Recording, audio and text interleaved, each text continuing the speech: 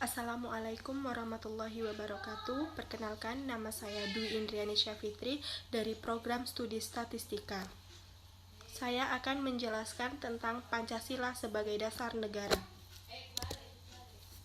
Pancasila sebagai dasar negara terbagi menjadi tiga. Yang pertama, hubungan Pancasila dengan pembukaan Undang-Undang Dasar tahun 1945.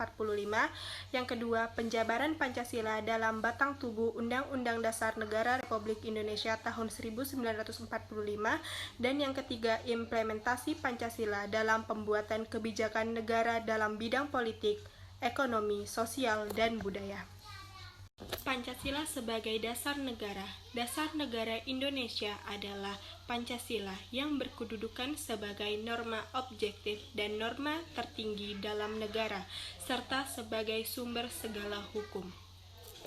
Pertama, hubungan Pancasila dengan pembukaan Undang-Undang Dasar Negara Republik Indonesia 1945. 1. Isi Pancasila terangkum dalam 4 alinea Undang-Undang Dasar. Yang kedua, Pancasila dan Undang-Undang Dasar 1945 sebagai sumber hukum dasar negara Republik Indonesia. Yang ketiga, nilai-nilai Pancasila harus diwujudkan dalam Undang-Undang Dasar 1945. Yang keempat, Pancasila sebagai sumber semangat bagi Undang-Undang Dasar 1945. 1. Isi Pancasila terangkum dalam 4 alinea Undang-Undang Dasar 1945.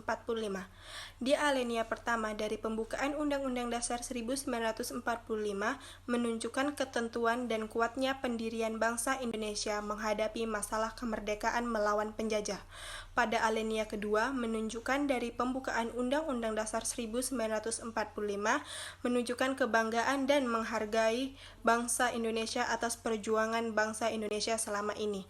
Yang ketiga, alinea ketiga menunjukkan keyakinan atau kepercayaan menjadi motivasi spiritualnya bahwa maksud dan tindakan menyatakan kemerdekaan itu diberkati oleh Allah yang Maha Kuasa. Alinea keempat mengandung rumusan padat sekalian tujuan dan prinsip-prinsip dasar untuk mencapai tujuan bangsa Indonesia setelah menyatakan dirinya merdeka. 2. Pancasila dan Undang-Undang Dasar 1945 sebagai sumber hukum dasar Republik Indonesia. Penempatan Pancasila sebagai sumber dari segala sumber hukum negara adalah sesuai dengan pembukaan Undang-Undang Dasar 1945 alinea keempat, yaitu ketuhanan yang Maha Esa, kemanusiaan yang adil dan beradab, persatuan Indonesia, kerakyatan yang dipimpin oleh hikmat kebijaksanaan dalam permusyawaratan perwakilan, dan keadilan sosial bagi seluruh rakyat Indonesia. 3. Nilai-nilai Pancasila harus diwujudkan dalam Undang-Undang Dasar 1945. 1. Ketuhanan yang Maha Esa. Nilai ini mengandung pengakuan atas keberadaan Tuhan sebagai pencipta alam semesta beserta isinya. Kemanusiaan yang adil dan beradab. Nilai ini mengandung rumusan sifat keseluruhan budi manusia Indonesia, yaitu mengakui kedudukan manusia sederajat dan sama. 3. Persatuan Indonesia. Nilai ini adalah perwujudan paham kebangsaan Indonesia yang mengatasi paham perseorangan, golongan, dan suku bangsa. 4. Kerakyatan yang dipimpin oleh hikmat kebijaksanaan dalam permusyawaratan perwakilan. Nilai ini adalah sendi utama demokrasi di Indonesia berdasarkan atas asas musyawarah dan asas kekeluargaan. 5. Keadilan sosial bagi seluruh rakyat Indonesia. Nilai ini adalah salah satu tujuan negara, yaitu mewujudkan tata masyarakat Indonesia yang adil dan makmur berdasarkan Pancasila. Pancasila sebagai sumber semangat bagi Undang-Undang Dasar 1945.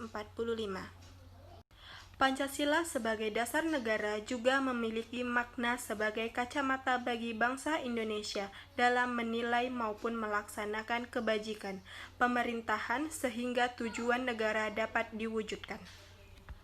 Pancasila sebagai dasar negara juga memuat fungsi sebagai pedoman hidup bangsa Indonesia serta merupakan jiwa bangsa. Pancasila sebagai dasar negara juga dapat dianggap sebagai kepribadian bangsa, sumber hukum, serta cita-cita bagi keseluruhan bangsa Indonesia. B. Penjabaran Pancasila dalam batang tubuh Undang-Undang Dasar Negara Republik Indonesia tahun 1945. Yang pertama, persatuan, yang kedua, keadilan sosial, yang ketiga, kedaulatan rakyat, serta yang keempat, ketuhanan yang Maha Esa. 1. Persatuan, yaitu negara melindungi segenap bangsa Indonesia dan seluruh tumpah darah Indonesia dengan berdasarkan atas persatuan.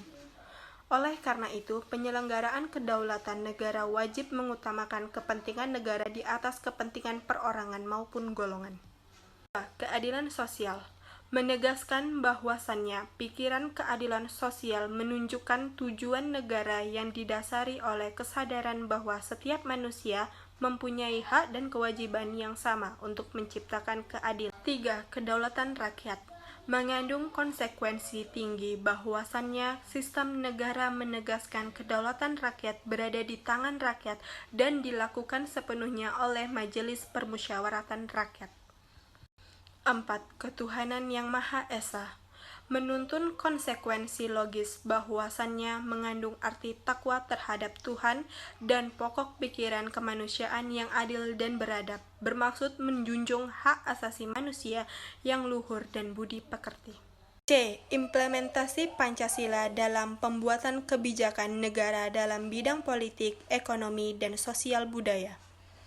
Yang pertama, politik. Pasal 27 ayat 1 yang memberikan pernyataan terhadap kedudukan warga negara yang berada di dalam hukum dan juga pemerintahan tanpa adanya kekecualian. Yang kedua, ekonomi. Pasal 33 ayat 1 yang berbunyi disusun sebagai usaha bersama berdasar atas asas kekeluargaan.